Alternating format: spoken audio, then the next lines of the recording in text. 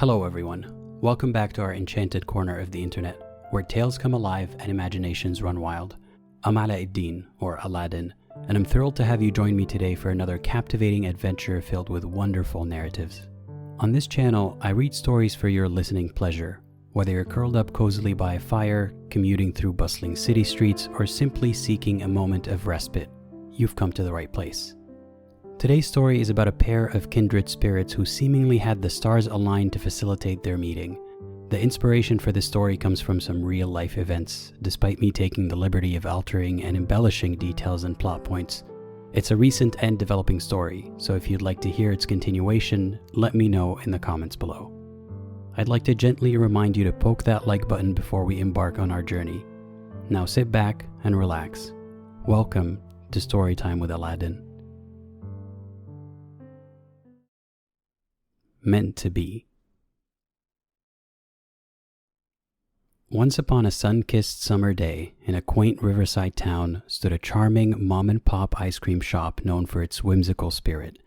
To paint you a picture, the flavors of the week were Nut Job, Coffee Fi-Fo-Fum, and Berry Christmas.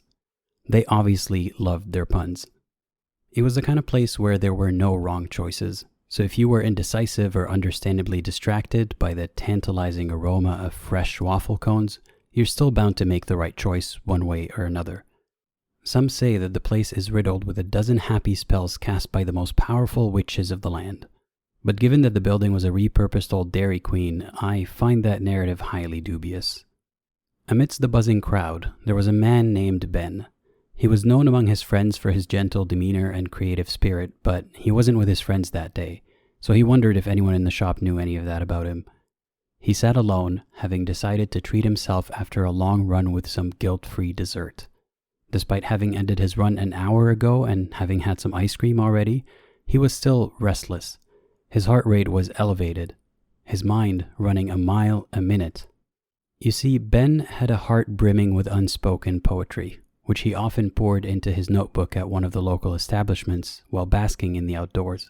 But today, his heart felt tongue-tied as it beat a little faster than usual, since the moment he laid his sight on a beautiful woman seated at a nearby table. Every time his stare met hers, her emerald green eyes sparkled with mystery, reflecting the sunlight like rare gems. Despite hastily averting his gaze, it was too late. Her image was etched into his brain. Ben couldn't help but feel a gravitational pull towards her, as if they were two celestial bodies destined to collide.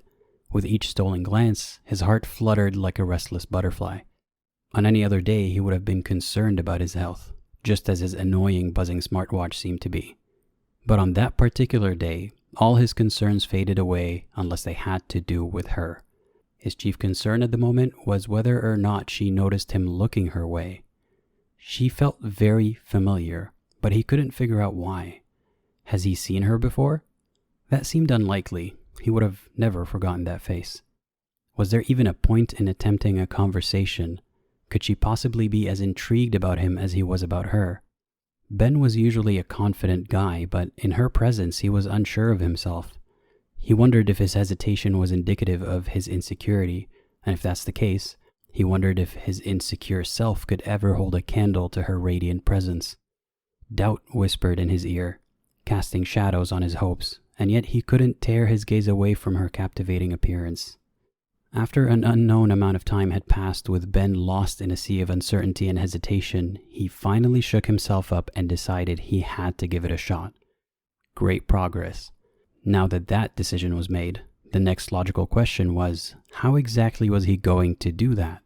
When he approached her, what would he even say?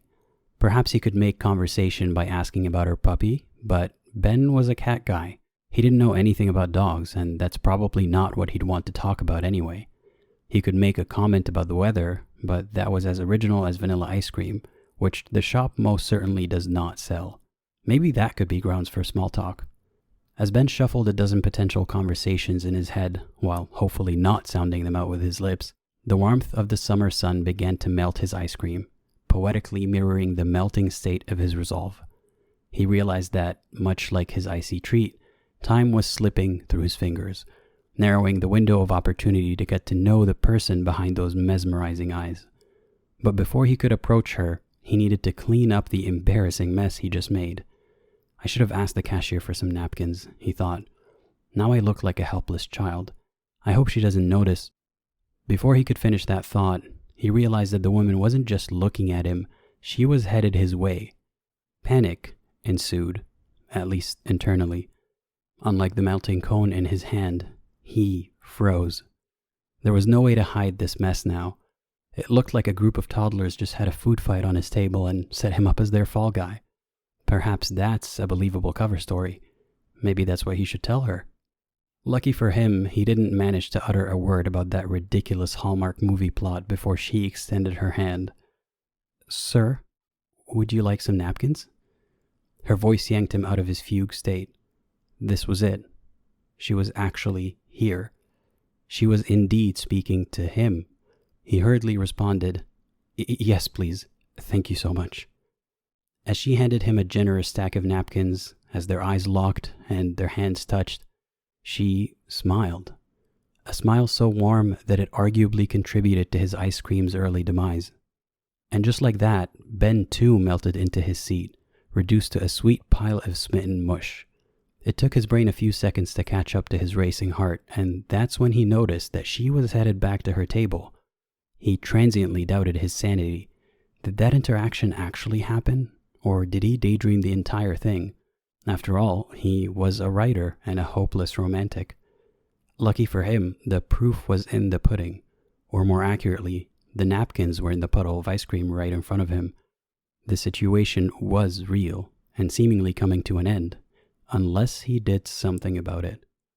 Summoning every ounce of courage he could muster, Ben found himself walking towards her table. With a deep breath, he managed to untangle his tongue and find the words that had been trapped in his chest for far too long.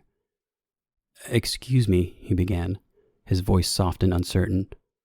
"I couldn't help but notice you're sitting alone. Would you mind if I joined you?" "Of course," the woman replied, her voice gentle and welcoming. She meant to act coy, but her face said it all. Her pupils widened, failing to conceal her excitement. Her lips also betrayed her with a delicate smile. She was known among her friends to be extraordinarily sweet and approachable, but her friends weren't there either, so Ben had no idea. "Of course, you mind if I join you?" he bewilderedly asked. No, I meant, of course, I don't mind," she responded. "Sorry, I'm a bit flustered. My name is Lena, and this is Mimi." She pointed at her dog. "That's okay. Mine's flustered, and I'm Ben too." That came out wrong. She giggled. "It seems like we have a lot in common," pointing at the puddle of ice cream and napkins on her own table. As Ben settled into the seat across from hers, their conversation flowed effortlessly, as if they were old friends reuniting after a long separation. He was so pleased to find out that she too had been curious about him and unsure about how to approach. Apparently, she was delighted to watch him make a mess, not because of schadenfreude, but because it gave her an excuse to break the ice, or wipe the ice cream. Then she mistook his nervousness as a sign of disinterest, but lucky for both of them, he managed to make his way back to her table too. The pair quickly found themselves entangled in conversation. They spoke of their passions, their dreams, and the little things that brought joy to their lives. Happiness filled the air between them, somehow displacing the sweet odors of dessert with something even sweeter.